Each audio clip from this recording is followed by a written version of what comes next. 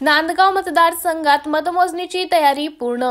नांदगाव विधानसभा मतदारसंघात शनिवारी दिनांक 23 ला होणाऱ्या मतमोजणीची तयारी पूर्ण झाल्याची माहिती उपजिल्हाधिकारी तथा निवडणूक निर्णय अधिकारी श्रीमती सुरेखा चव्हाण व सहाय्यक निवडणूक अधिकारी सुनील सेंदाने यांनी दिली।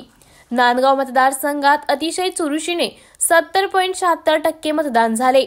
1,28,344 पुरुष व 1,14,396 महिला व इतर 4 अशा एकूण 2,42,744 मतदारांनी मतदानाचा हक्क बजावला।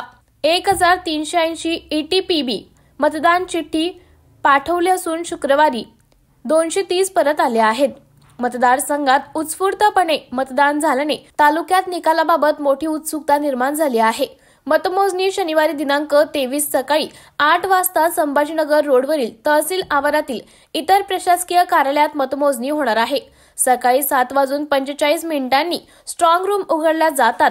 पोस्टल मतपत्रिकांची मतमोजणी सकाळी 8 वाजता सुरू होईल आणि ईव्हीएमची मतमोजणी सकाळी 8:30 वाजता सुरू होईल। मतदान यंत्रणेसाठी 14 पोस्टल मतदानासाठी 8 स्नॅकर, 8 टेबल अशा एकूण 22 टेबलांची व्यवस्था करण्यात आली आहे।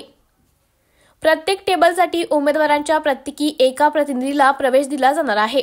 मतमोजणीच्या एकूण 25 फेऱ्या होणार आहेत। एका फेरीला अंदाजे 10 ते 15 मिनिटांचा कालावधी लागण्याची शक्यता आहे।